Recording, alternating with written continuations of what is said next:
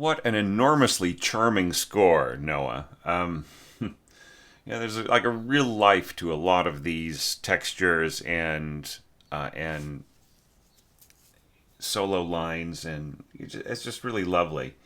One thing I would really recommend that if you're going to score at this level, that you really should get a better sound set. The sound set you're using sounds very electronic, especially in the like clarinets, for instance.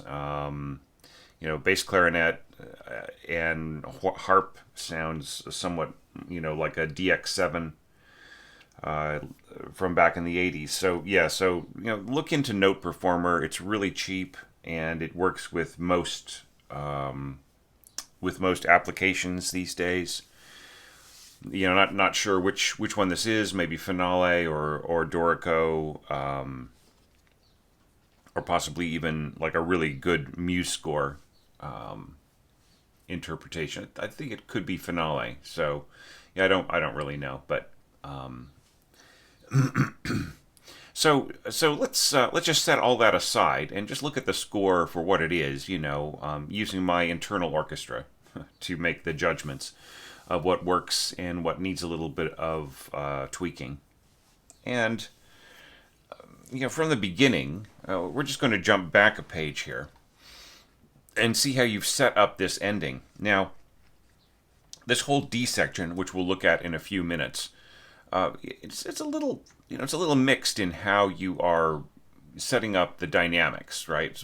With forte and fortissimo in some of these parts. We'll talk about how that balance works and so on. And then we've got a diminuendo with the ritardando leading to bum bum bum bum in the horns, and then here you have a crescendo, which is interesting. It's sort of like the reverse issue that I'm seeing in a lot of scores, where people are putting in a diminuendo, right? Like, and then just dying out, which goes against, once again, what Barvinsky said, which is non-decrescendo, right? He doesn't want people to get softer here. He wants them just to keep bashing away, and then hit the piano chord here, and then let everything fade out except for the held octave there, in the B's, kind of holding on after everything else has died away. Okay, so look,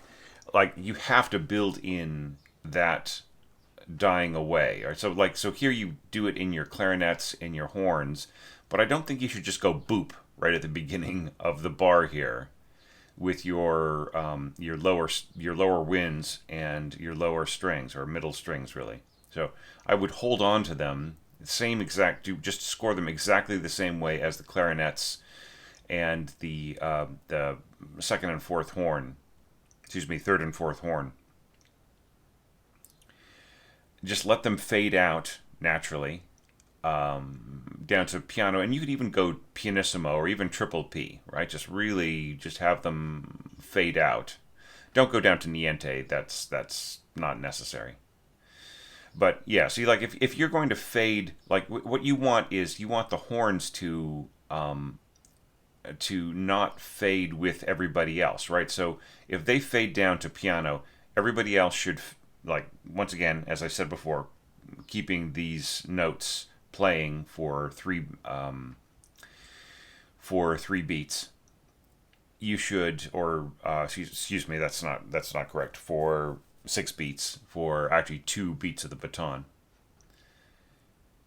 Just keep them going, and diminuendo down to piano. Excuse me, I would say down to pianissimo in your winds and strings, and triple P for your horns. And then let this diminuendo to piano and just leave it there. And then I would say like fade out at the end, on the last, like over the second half of the bar. And you could, if you wanted to do that, like really, really be sure that the musicians had exact instructions as to where to start fading. Then you could do another tied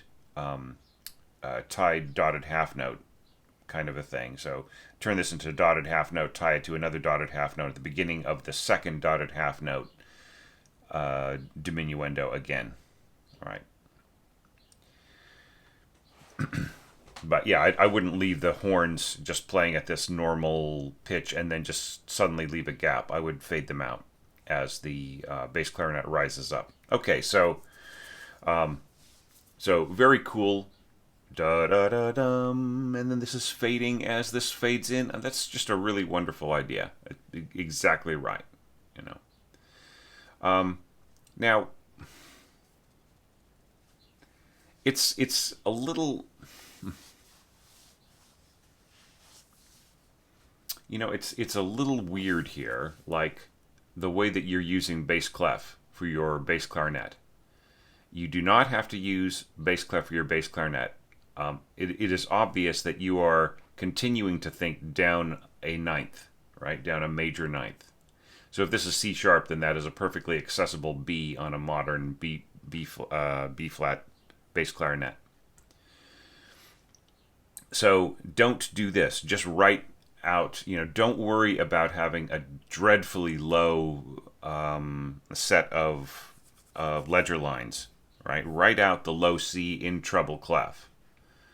Because the problem with bass clarinet scoring for in bass clef is that for bass clef scoring in bass clarinet is that the assumption here is that it sounds down a major second, not a major ninth. Right, so by doing this, you're confusing the issue. Now, of course, the average clarinetist who read this would say, "Oh, yeah, right. I see the way the line is rising here, and so on, and the context of everything else." So obviously, this is meant to be played down on my lowest accessible C sharp sounding B, right? But like, just don't do this. Don't use bass clef in this way where you intend it to sound down a ninth. And in fact, don't use bass clef at all. It just confuses the issue.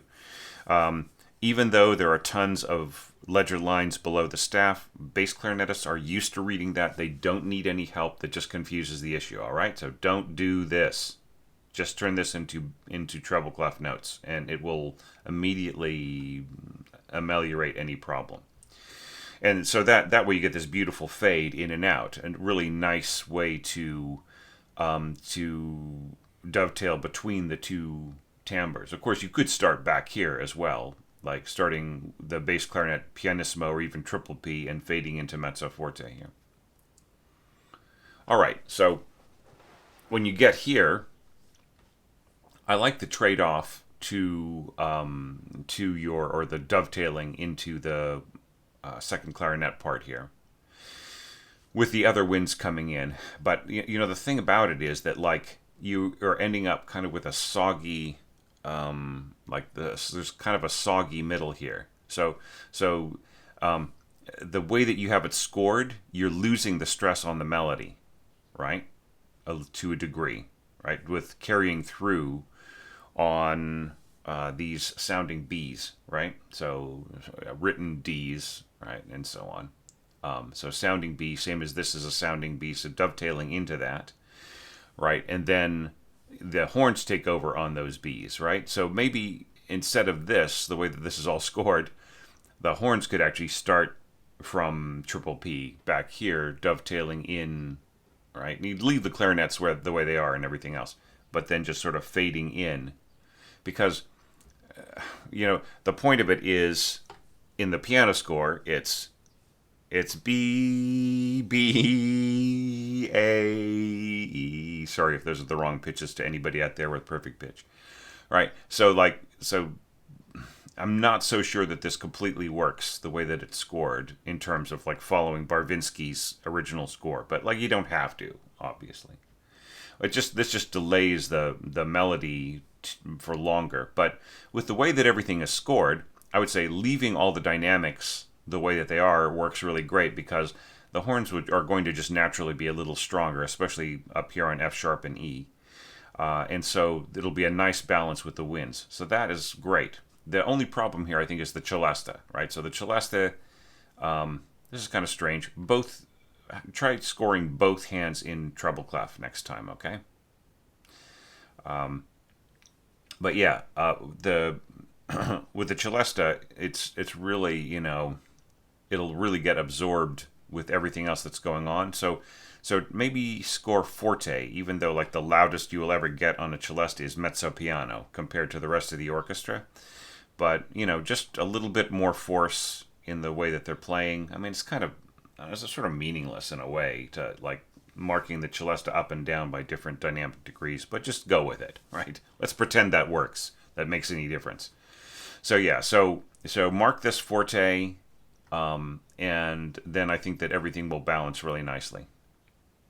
Yeah, and then sort of fading down and coming back in, and yeah, it is. I feel this is really charming, and like if this were played back on Note Performer, right? If you had submitted this on Note Performer as your mock-up, I think everybody out there could hear what I was saying. Of course, the ultimate thing would be to have an orchestra play it, right? So, don't like, maybe if there are any suggestions that I make that can be incorporated into your score, and look, if like it can't hurt to ask. You know what I mean? Maybe hurt your feelings a little if they say no, but just assume they're going to say no and ask anyway, right? And then it's not so painful when people turn you down. But like if you have access to some kind of orchestra, I don't know, maybe you're going to university, or maybe you are in touch with some players at the local level, or somebody's in a community orchestra or a student orchestra or something. Just see if you can get it played, because it's just so cool. There's some really neat parts here. I think people would really enjoy playing this. All right, and then here you were kind of handing off, or dovetailing, I should say, with the bassoons here. And I think that it works really, really good. Bum, bum, bum, bum. All right, and then just slowly walking down from flutes and oboes, with the clarinets right here in the middle, harmonizing with the bassoons.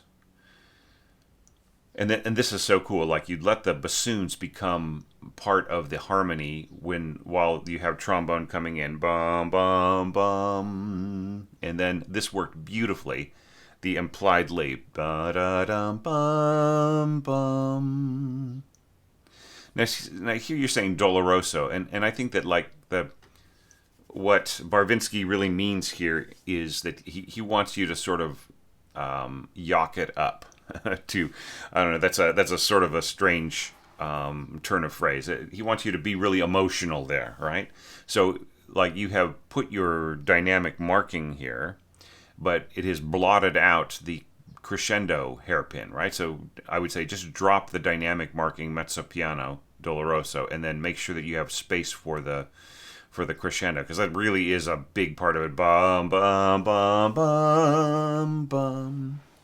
Now, one thing that I want you to think about, this may be something you have never even thought about or considered, or might not even know about, and that is the role of tenuto, right? So what is a tenuto articulation for a wind or brass instrument? It is a full length note with very little articulation shape at the beginning and the end, right? So a normally articulated note has like this little attack, and it has then it has a sustain which is rounded, and then at the end it sort of rounds off beautifully, right? So you don't really hear the note cutting off.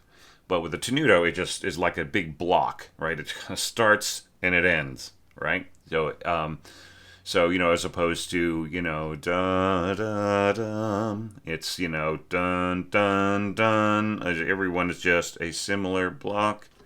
Now, if you put a slur over this, then it becomes portato, which means that it's sort of like a pulse. You know what I mean? So maybe portato is the way to go.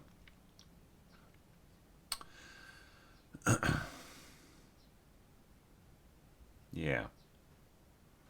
All right. So right in here, I liked this a lot, but I didn't like the second flute holding on to the C here. Yes, it is in the harmony in this C here, but the problem is that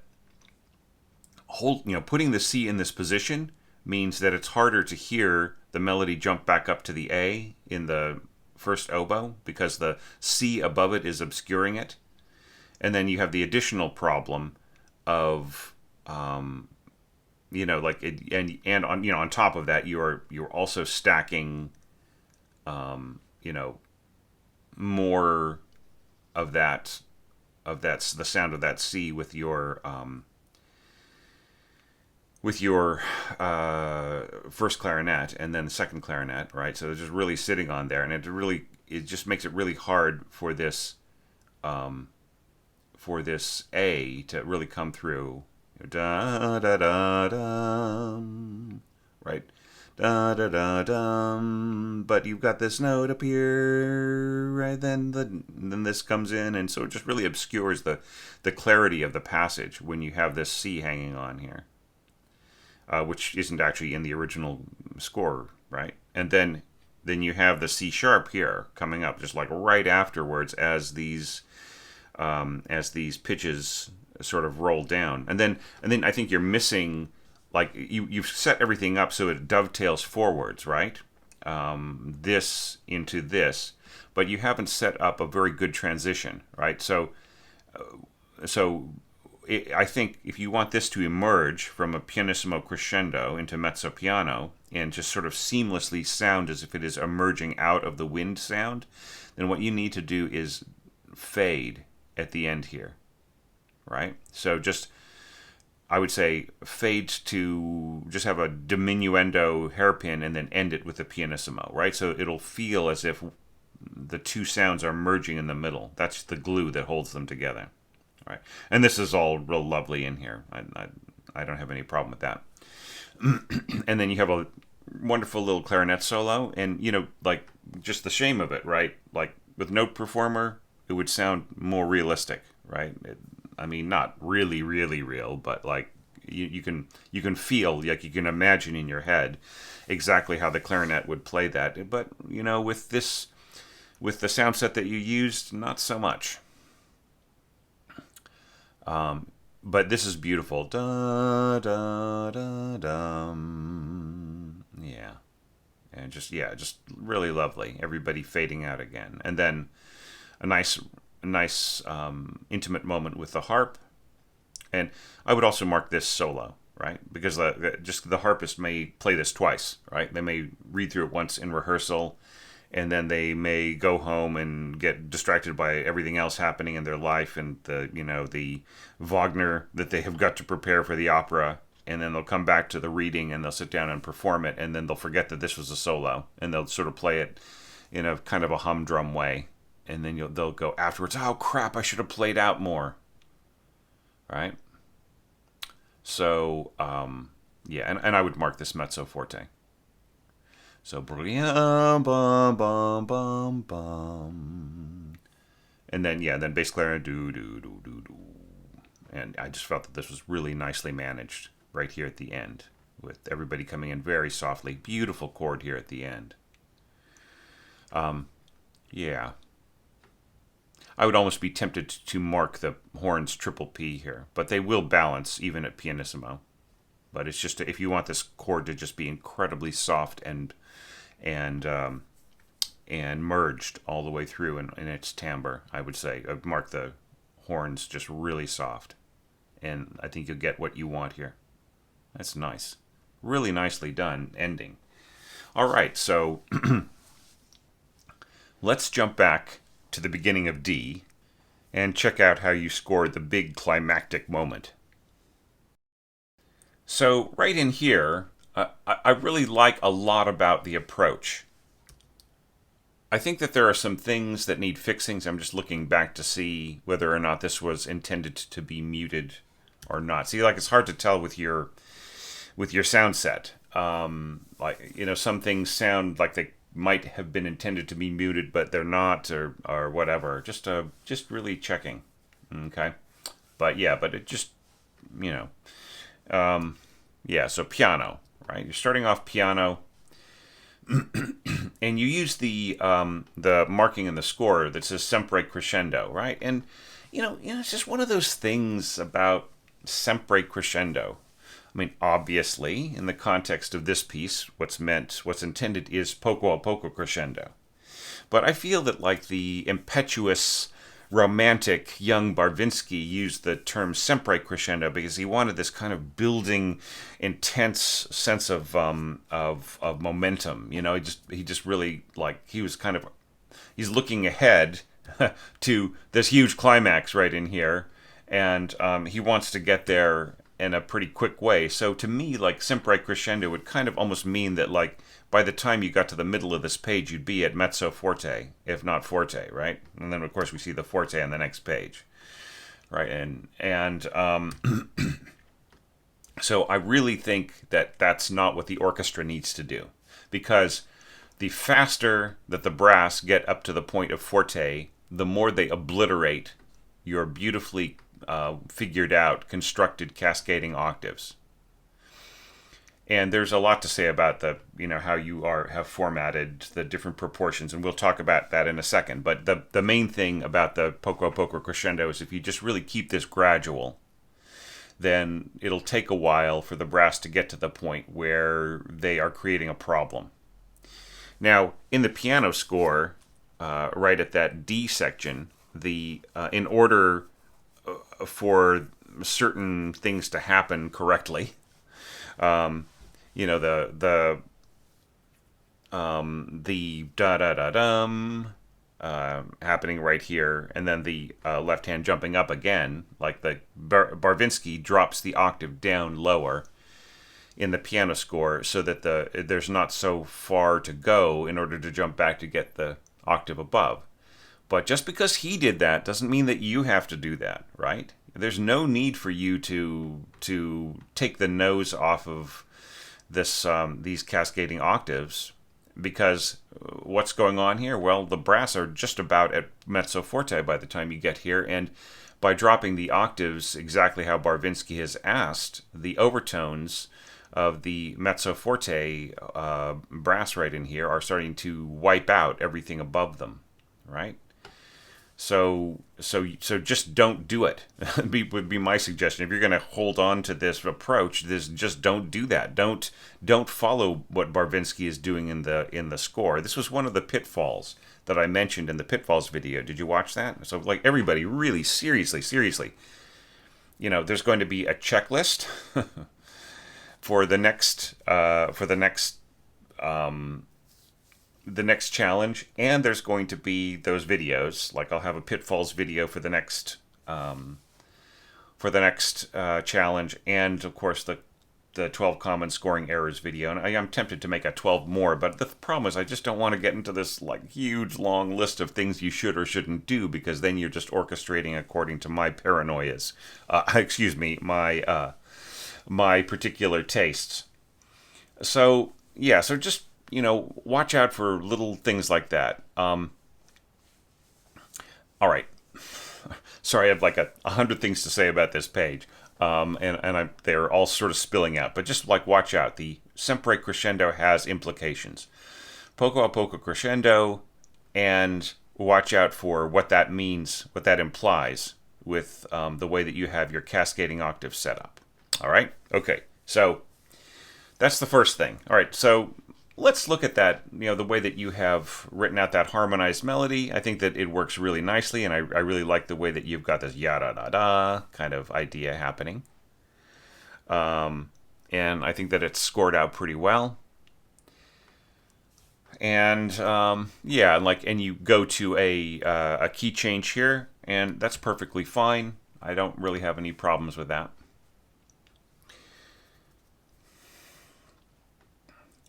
But here's the thing about those cascading octaves. How much power are they going to need in order to compete with this warm central harmonized melody, this chorale between trumpets and trombones? Thing is, they're going to need more power than you're giving them here. You have some instruments withheld that aren't helping out exactly when they would be the most useful. Harp and celesta. We're not hearing any, bum bum bum bum bum bum. Right? We're not hearing them play a role at all. And also piccolo, could be playing in its, even if it's just in its lower register in some of these, or maybe it could be adding on, right, from above a little bit.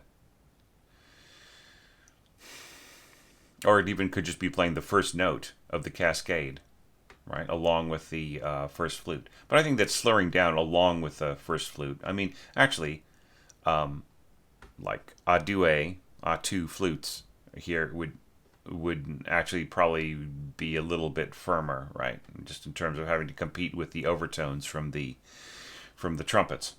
That's really the main thing, right? And here you've marked the kind of high English horn, doubling the top pitch of the trumpets here, the first trumpet, right? And that's all good. However, like the balance is all off, right? If you want your English horn to contribute to a balanced, a really nice merged timbre with the first trumpet, then it should be 1 degree louder at least, right? So, if your trumpets are at piano, then the English horn should at least be at mezzo piano at the beginning of this passage.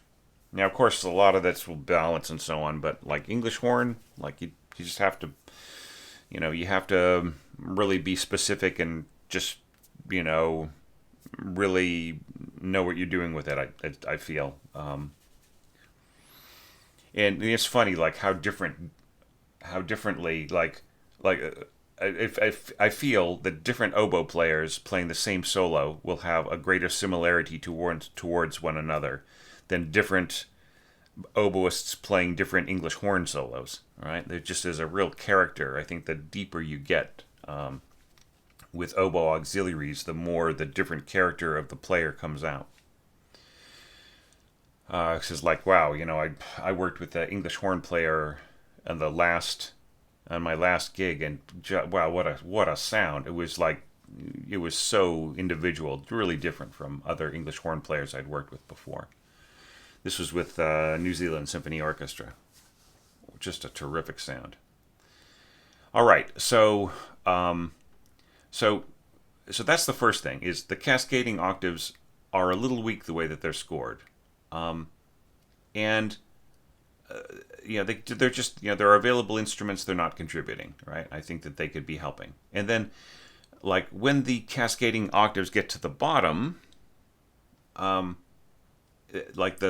there is like no support, right? Well, you've sort of used up your English horn, which could be supporting the violas right in here. But it's more than that. Like you are using up just about every single other low instrument available, except for horns perhaps, on these kind of low foghorn notes. So I want you to possibly reconsider those notes, because like what's about to happen are these foghorn notes, right? So you're sort of, and plus you've written in some just big, heavy scoring here in your tuba. So what's going on by like not giving any support to your violas here? Like the cellos could be helping out the bass clarinet. Does the bass clarinet really contribute a whole lot there? Could, like here you end up bringing them into support. Couldn't they support a little earlier too? Is there just some way of thickening this? I mean, it would be a great carryover from the clarinet to have the bass clarinet come in and complete the cascading octaves. And, maybe there's just a little too much weight on those octaves. Does the tuba really need to play there? Maybe it could just be like a single bassoon and contrabassoon plus the lower strings, and freeing up your bass clarinet, and like leave the tuba out of it until you get towards the end of the passage, right? Just try not to add more and more weight that outweighs the cascading octaves, because they're such an important part of this, right? It's it has this beautiful feeling like we've had there's sort of suppressed energy in the previous passage, and now it's sort of almost freeing up, right? And I think that would just make it more beautiful in the middle with your brass chorale, right? All right, and then this starts to amp up here at the allargando. Right, and then here we have this really big bit of kind of Ravel piano, right, which is, everybody who orchestrates this, I just feel, like this, it ends up sounding like Ravel no matter what we do. So here you have a mezzo forte on a high B, right? So that high B is forte. Yeah, like yeah, and it's quite a leap. You know, you're going from a C sharp and you're leaping up to this high B, right? So you know you're jumping up a seventh.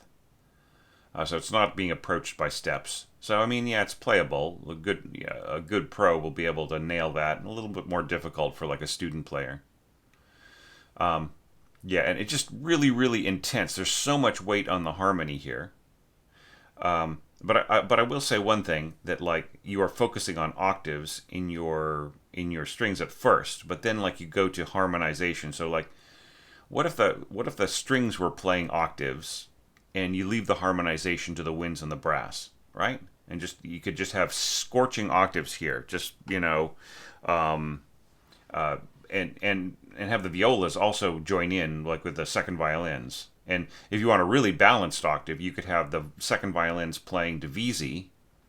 Like they'll play the octave, so half the second violins will be doubling the first violins, and then the other half would be doubling the violas if you go with this scheme, and then just have them all together playing octaves on the melody. You know, ba ba ba ba ba ba ba ba ba ba.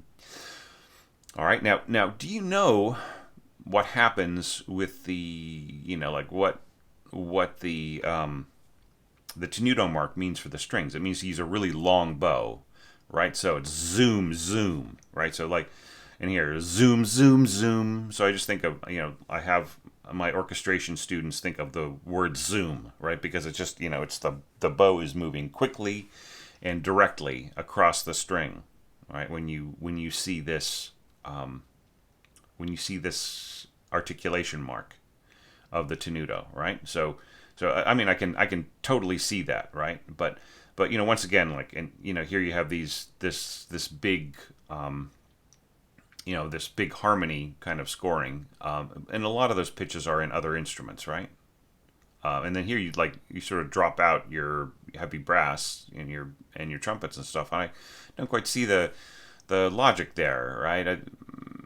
Yeah, things seem to just as you're amping things up, you seem to sort of lighten up the texture. And perhaps you just want to give the trumpets a break or something, but they don't really need the break. You can continue on using heavy brass right in here and continue on scoring strings and octaves. And when you score the strings and octaves and the winds and the brass are doing the harmony, what happens is the ear fools the listener into thinking that the strings are playing the harmony, right? Because the strings have such a they have such a homogeneous tone. They're like the party goers who want to party with everybody.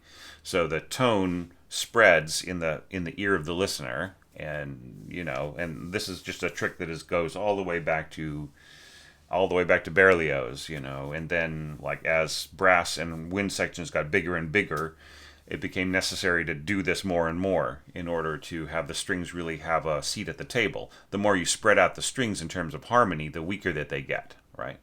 So the more that they just play direct octaves in an interpretation of the passage, the more that they come through, right? Is the risk. But having said all that, it's like nothing is all that horrible about the way that this is scored. I think that it's actually pretty cool. It's just like mezzo forte on a high B and a high A, right? It's going to be forte. Let's face it. It's going to be big and it's going to be loud, right? And it's going to pierce too with a C trumpet. It's just really going to have a cutting sound up there on the B. Yeah. Okay, so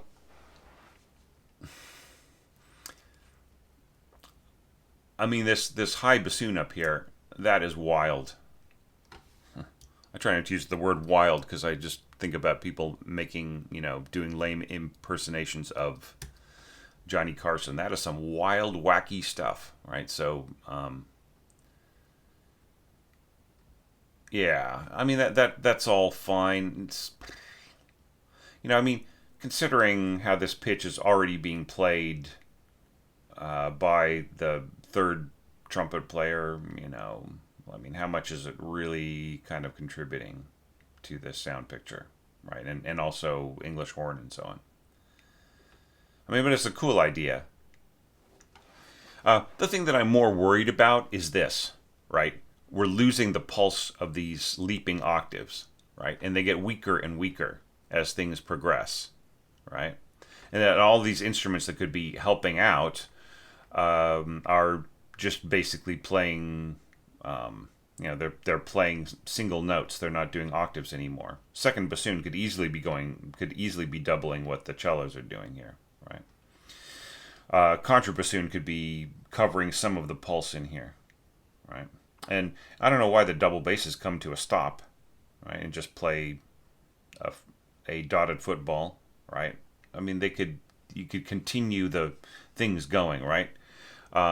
I think that like you shouldn't give up on the pulse of the octave so quickly because we're heading into a place where it's nothing but foghorn, dotted footballs going on and on and on, right? In the lowest bass notes. So it seems like getting there early isn't really helping, right?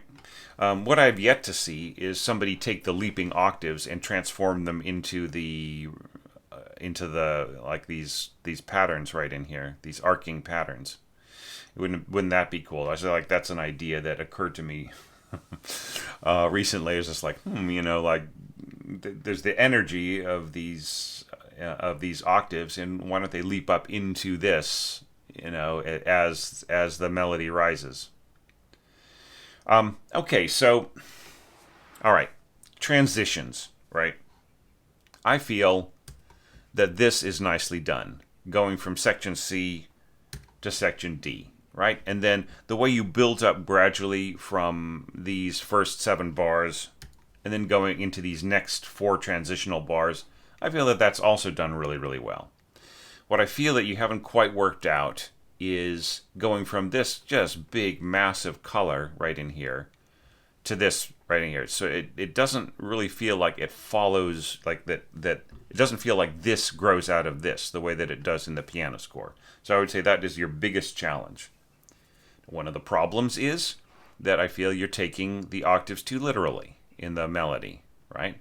So just because Barvinsky, as a 18-year-old pianist, is, well, I mean, a pianist of any age, would be limited by the fact that they can only reach, if they want to do what's written in the score, like if they want to have like hammering harmonies in between octave melodies and they want everything to tie together well, then they don't have 3 fingers, they don't have 3 arms, so to add an extra octave on top. But just because they cannot, like a pianist cannot add an extra octave on top here, doesn't mean that you shouldn't, right? With all of this weight that you've got up above, why are we suddenly limited to having the strings like, just having everything be pitched lower?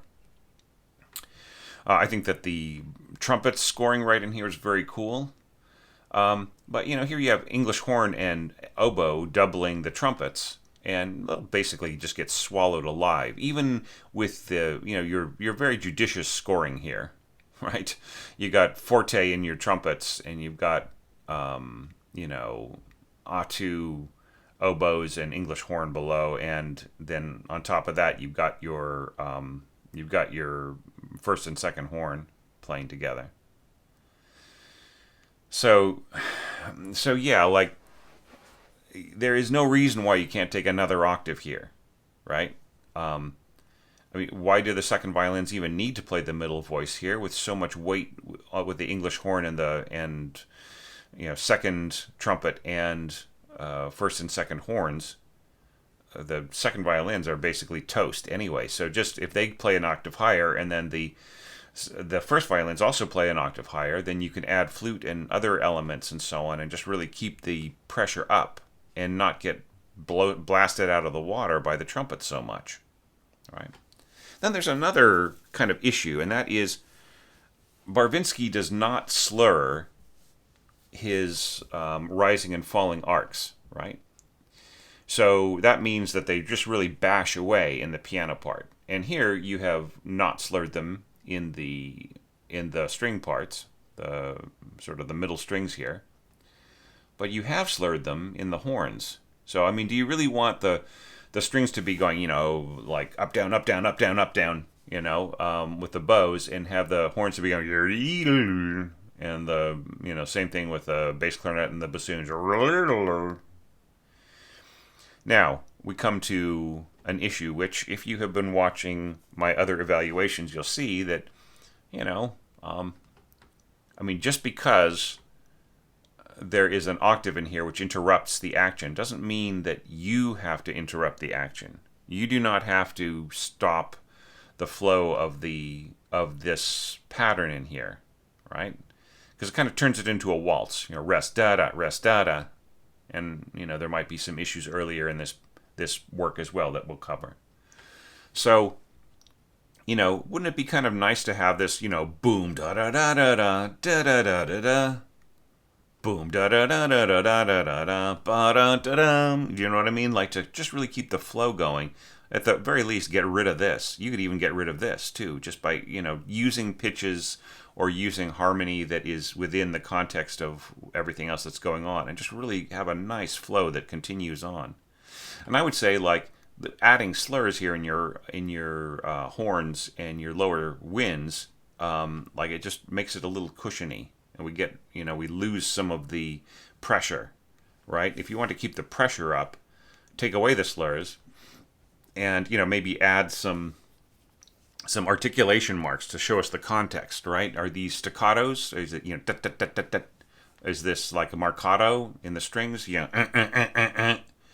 Is this accents in the horns? Pump pump pump pump pump. You know what I mean? What is the nature here? I think it's more than slurs, right? And also, like, with this, like the repeating intervals in between the octaves, I feel that the clarinets are not powerful enough to hold this on their own, especially if you're giving so many duties to the, like, basically the left-hand part, these sort of arcing phrases here, arcing harmonized phrases, have like so much. They have so much of what's going on. Like, they have the juicy part, right? And these repeated intervals hardly have any kind of love, right? They are not going to come through. They don't come through very well in the mock-up, and indeed, they are underpowered. You've got a third trumpet doing nothing. You've got trombones doing nothing. They could reach some of these pitches, right? The first trombone, maybe pushing it up to that D is kind of really pushing it. What if this were first trumpet above, first trombone below, and then you had your two other trumpet players hammering away at this, right? That would be really nicely balanced. So yeah, so there are ways of reorganizing this material and expanding it that you may not have thought of. And, just kind of going on that, like before, you're pushing your C trumpet all the way up to a C sharp here. And, while I've seen C and B flat trumpets push all the way up to D in some scores, like, Schoenberg and so on, it's just, it's not the funnest thing in the world. But, I mean, it is possible. With my score, I used an E flat trumpet to send my trumpet player nice and high, and that was just a really, that was a much more comfortable choice, I think, for the player, or would be, were it performed. And it would be a great way to use the E flat, right? And, but there's no reason why your violins couldn't be going up to C sharp an octave above this, that this whole thing could be up an octave and you could be using your piccolo, which is sorely underused here, right? And, once again, like, you don't have any trombones, right? Yeah, I mean, a decent pro first trombonist could easily go up to that C sharp, right?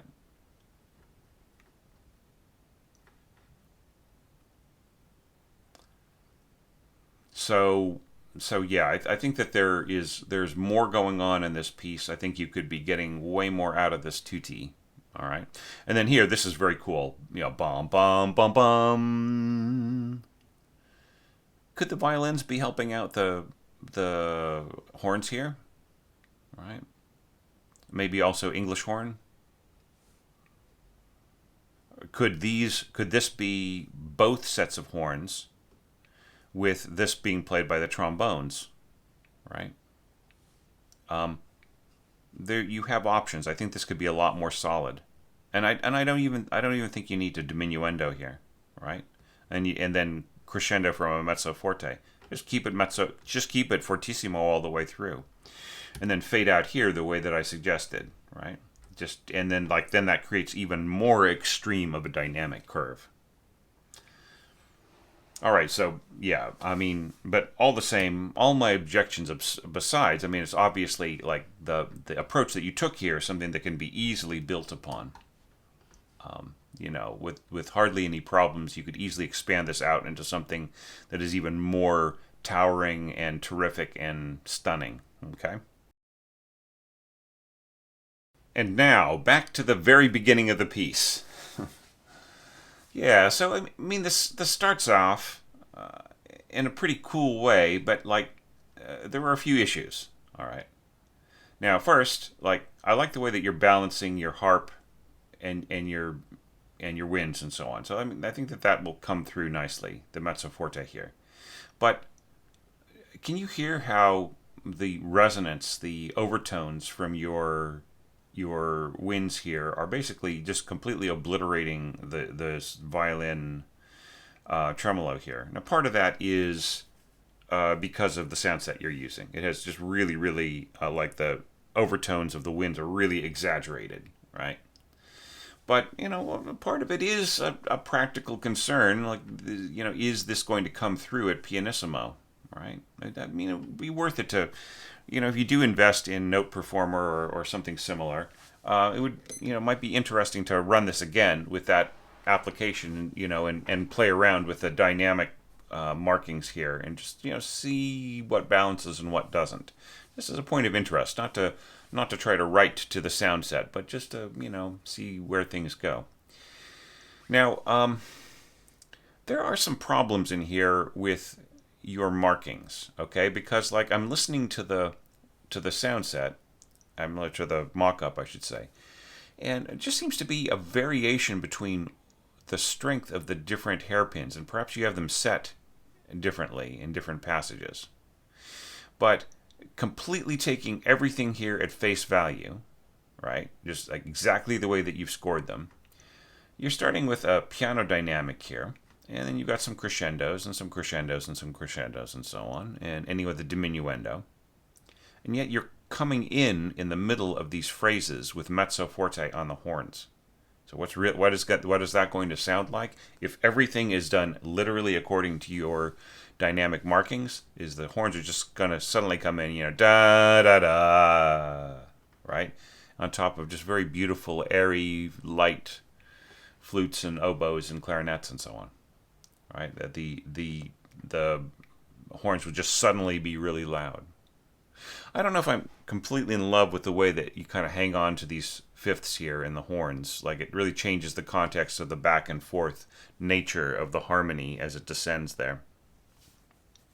Right? It's the by holding on to this, it sort of pushes forward into, across these other harmonies so that there isn't any release, right?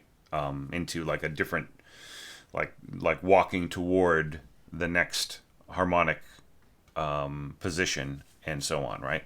So by holding on to these footballs here. All right, so I think you just need more nuance, more dynamic development, and so on. Now, I appreciate a few things in here that that address certain concerns that I've got. The pitch weight being in the upper middle register of the piano in the score, sort of like it was in the Faya that we did last year. So here you're bringing in lower pitches, and I think that they're nicely scored. I think just really well done. Okay, and it really spreads the scope of available pitches around much better. Okay, the scope of the sound picture is much broader. Okay, and then my next issue was, is there enough timbral progression to represent like an emotional, story, right? Is that happening? Well, I mean, it is and it isn't. Like that, in the mock-up, it is because some of these hairpins are much stronger than others, right? But perhaps there are invisible dynamics, or you have set the dynamic strength of certain hairpins stronger than others. I don't know. But they're still missing pieces, missing parts. Like you say diminuendo here, but diminuendo to what? Right? What is this going? Like, what is this dynamic here? Is it intended to be piano, pianissimo? Right? What's the ultimate destination for this diminuendo?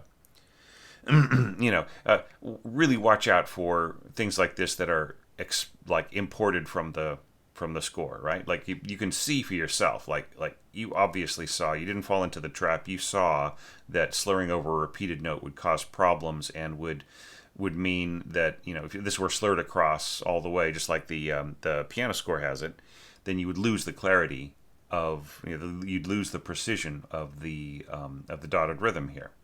Okay, fair enough, right? But I mean, what does this diminuendo mean without any destination? Right? Could it just have been dealt with with a hairpin?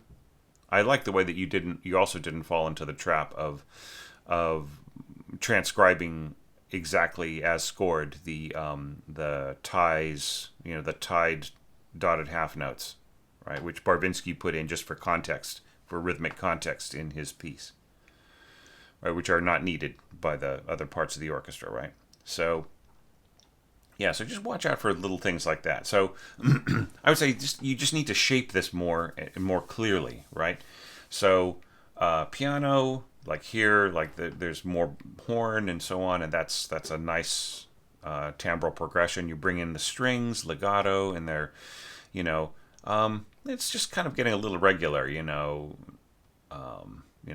there's a push and and a release, a push and a release, a push and a release, a push and a release, right? So is there any growing strength here? Could you have pushed, like if you're going to get to mezzo forte here, shouldn't the rest of the orchestra know about it, right? And if this is mezzo forte, is it balanced with the other instruments if they're also playing mezzo forte, right?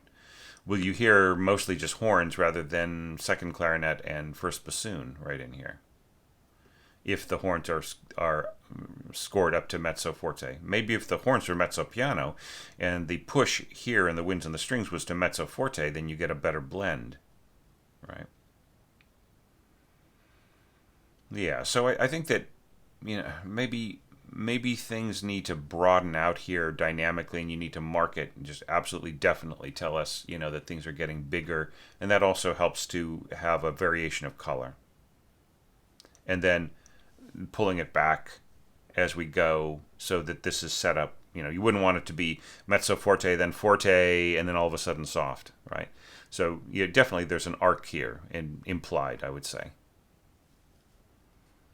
So yeah, so just like be clearer about like how big things are getting. This implies that things are getting big in the middle on these hairpins. So I think it's more than just the hairpins, though. There has to be more energy, I think, overall. Maybe you don't need a diminuendo here. Maybe, maybe just the horns. But maybe things need to push up to a mezzo forte and then recede again. Play around with it. See what you come up with. But it's just a little unclear the way that it's scored. Now, just in terms of the actual scoring itself, I think it's nicely done. Like I was saying before. I think that these parts are I think that they all work. The flute isn't too low, which is kind of people keep returning to over and over again.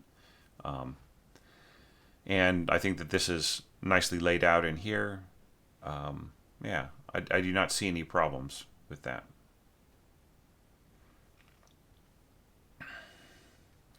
So let's jump to the next page then.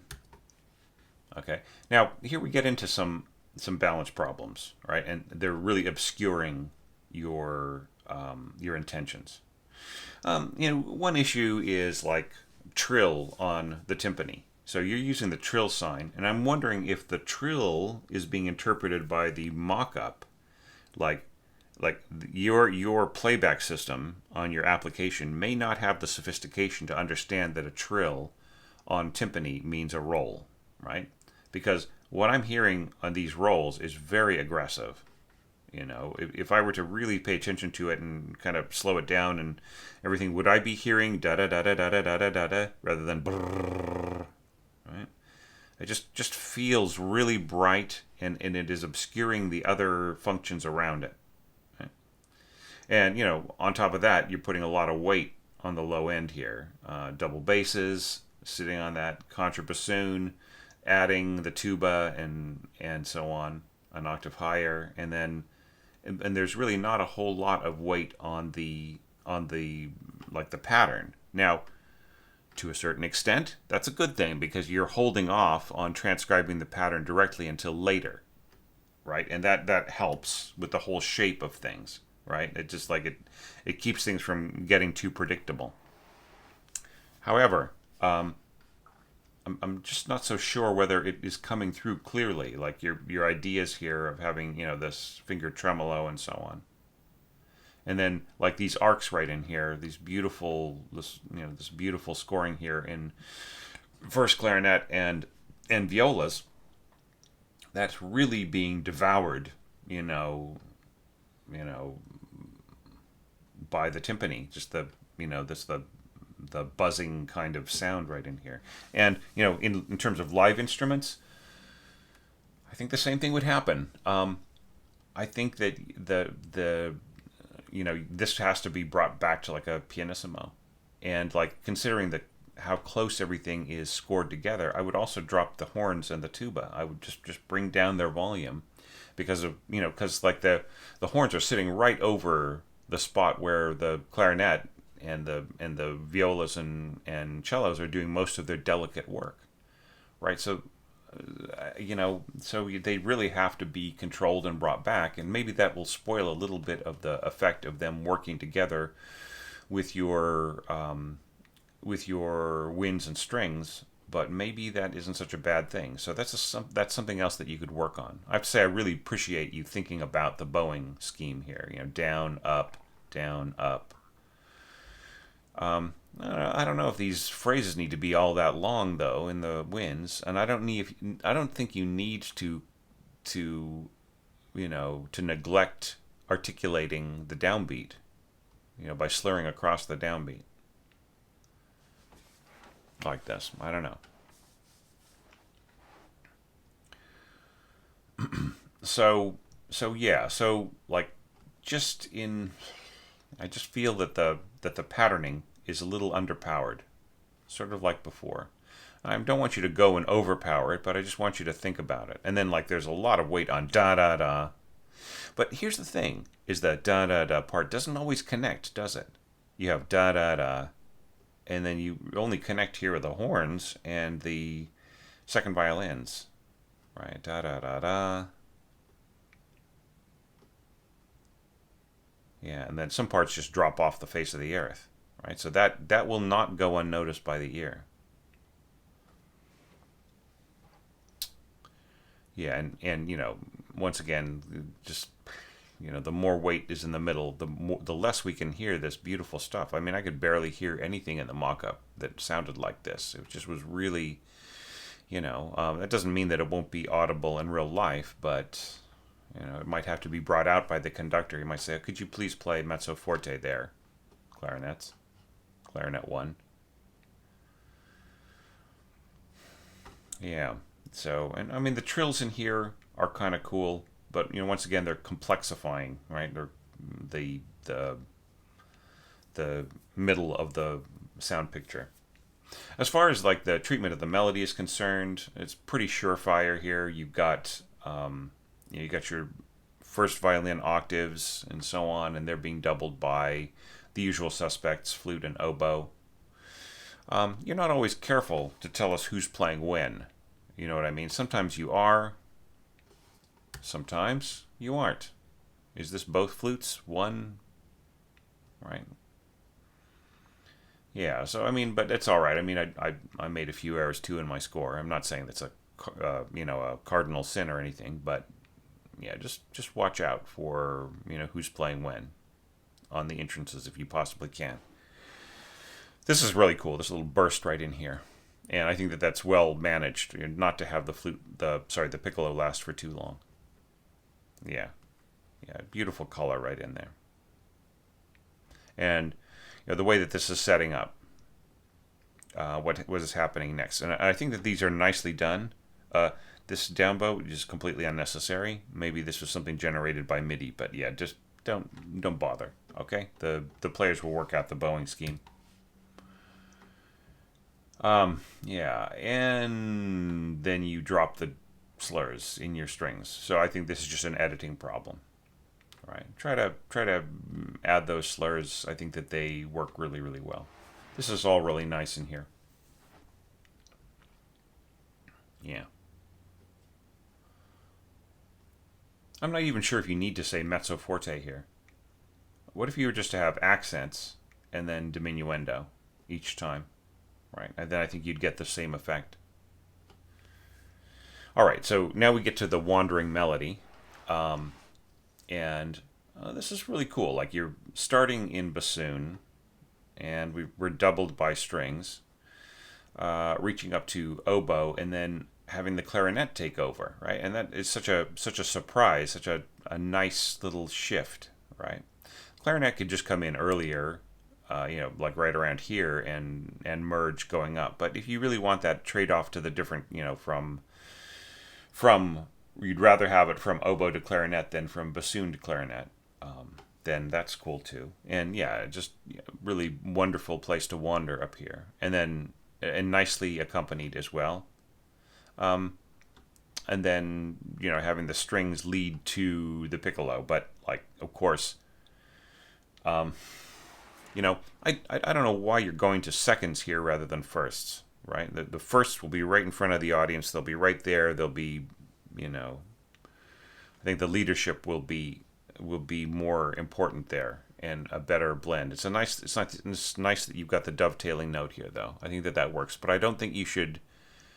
I think that if you fade down to pianissimo here and then start at piano here, then obviously there's a difference in strength that will be really, it is better, and that you do all these fades before the dovetail, right? You should fade after the dovetailed pitch, right? So maybe this could go on a couple more pitches and then fade from there to pianissimo.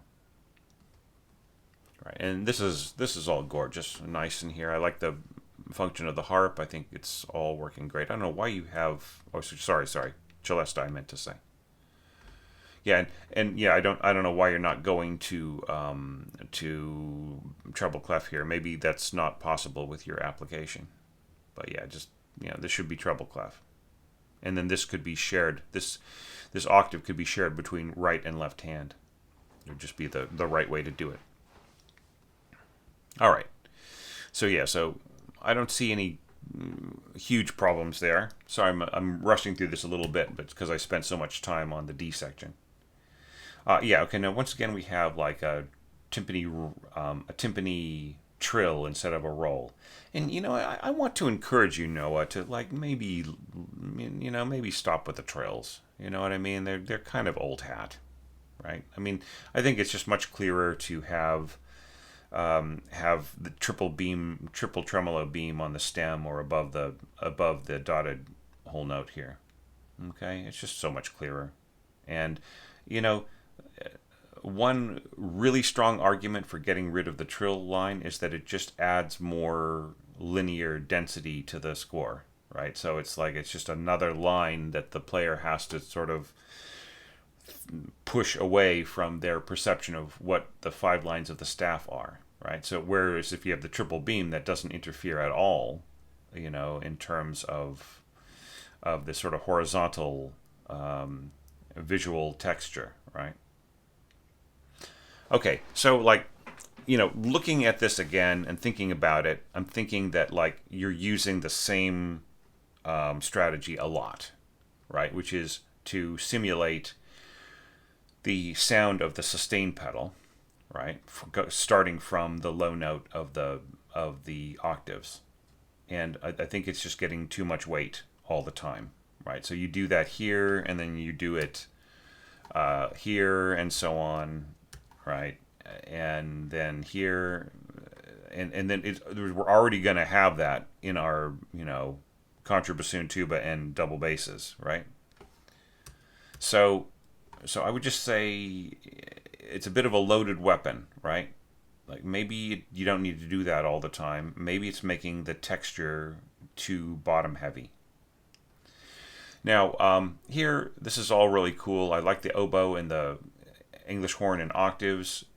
However, like the English horn is already being doubled by the first horn, right? So, if you want the timbre to combine, then the English horn has got to be a little louder, like it has to be mezzo piano. And if that's mezzo piano, the oboe needs to be mezzo piano, right? It's like a can of worms. Maybe you don't even need the English horn in there. Maybe all you need is just you've got the violins working and the horn, and you've got the oboe above. And let me tell you, something I've noticed in Russian scores is they have oboe and French horn in octaves a lot, and it has a beautiful sound. Maybe you don't need English horn right in there. All right, maybe not until maybe around right in here when things start to get a little bit more intense.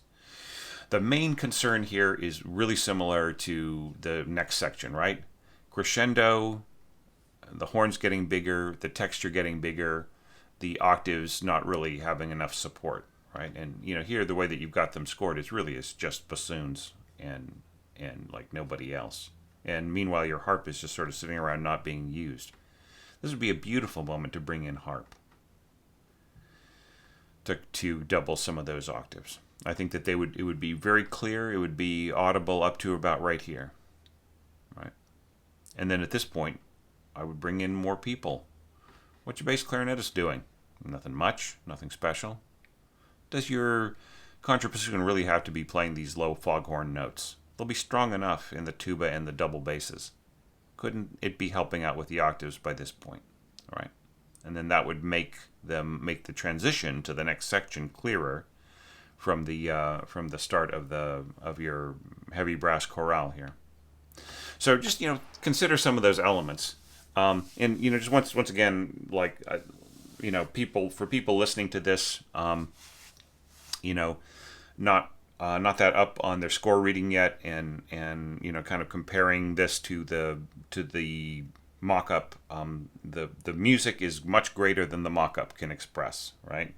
I mean, most good orchestration is that way to begin with, right? But the mock-up, the sound sets are, they don't tell a quarter of the picture of how this score should sound, which is one reason why I keep bringing up Note Performer, right? I just feel it would be a better sound, a better fit for you, especially with your kind of scoring. If it's possible on your app, I don't know. So, I think I better stop there. I think you pretty much get the gist of what I think you need to do here. But yeah, you've got some great approaches in here, and I hope that I was able to shed a little light on how to strengthen them, rather than having you reorchestrate everything my way, which I think is the wrong thing to do. If you're working with an orchestration teacher and they move in and they try to turn you into a version of themselves, run. I've just seen that happen so many times. This young composer, young prodigy, I taught lessons to for a while. His mom took him to a university, and the head of the department, took one look at his scores and said, "Aha! You've been scoring everything in this puerile, late classical, early romantic style, but with me I will turn you into a genius." And it was like, and introduce you to the works of Stockhausen or something. And all he did was just really scare the kid and intimidate the parents and stuff. And I don't know if those people ever went back to another university to see if there was any kind of prep program or early studies or anything that the kid could do. Just, if you were a teacher, try not to do that. If you're a student, avoid that kind of teacher, right? The best way for you to build and develop as an artist and as an orchestrator is to be challenged to take your perception of things to a higher level, your sense of craft to a deeper level, your awareness, literacy of the art form to a more sustained, more knowledgeable, more subtle level, right? And with all of those things at play, you'll be able to develop your own voice rather than having somebody else's voice thrust upon you. It's just, I think, is the biggest mistake. So, sorry, I'm just taking a couple of minutes to explain my philosophy of coaching and teaching here. So, Noah, I think that you've got some really, some really great instincts here for craft. You've got some knowledgeable decisions. And you are on the right path. You are moving forward, as far as I'm concerned, in a really positive way. So I'm not going to tell you how to score things, but I do want your approaches to be stronger, right? So, it's sort of like, if this, then that, right? So if you want to achieve this effect, then this is how you're going to have to fix up your score to make that work, right? Is my only object here. And I think there's some real strong stuff in here, and just very admirable. Which is, I keep coming back to the mock-up. I wish it would sound better for everybody to listen to who is not as up on score reading. So, anyways, but all that aside, thanks so much for the work that you put into this, and for being part of the community, and for supporting me on Patreon, and like helping me help a lot of people in trouble this year. I don't think I'll be able to do this every year, just because it's not so much that I wouldn't want to continue to help musicians wherever I could, but it's just more that, like, organizing it and contacting people and transferring the payment over, and what that does to my personal, or not my personal, but my business taxes and everything else. It's just a lot to organize, and so on and so forth. And I'm not really a partner on YouTube, so I can't shuttle the donations through YouTube, which would be the easiest thing. And just, you say, well, why don't you be a partner on YouTube? Well, that's just another, that would be another thing for me to worry about. And I'm already juggling this massive online resource community with my career, which is also adding more and more every year. So, yeah. So that's the reason why. Not that I wouldn't want to be helpful, but just that it's just more work than I think I could do competently. I wouldn't want to let anybody down. All right, but I was really glad that I was able to help out those musicians this year, and I hope that they're safe. They're safer and more looked after today. So thank you for your role in that, Noah, and thanks to all my other Patreon supporters and website subscribers and everybody who is best way to support this whole challenge is to leave a comment, letting Noah what you thought about his score, whether it's just a little bit of praise, and some particular passages that you found were really beautifully done, or whether it's some feedback saying, hey, I had the same problem in my score, I fixed it XYZ. Or to say, hey, have you thought of doing this or doing that to improve the way the horns sound here, right? That is really what ties us together as a community, people helping each other. And, I've seen people start from high school students, and you end up getting degrees in music at university, and they're now working professionally. And, they started when I started in 2009, and they have gotten better. And if there's any role that the community played, I feel really, really happy about that. So let's keep the conversation going, and everybody move forward together, all right? Because that's the way that this works. So thanks, everybody, and I will see you again with another awesome score.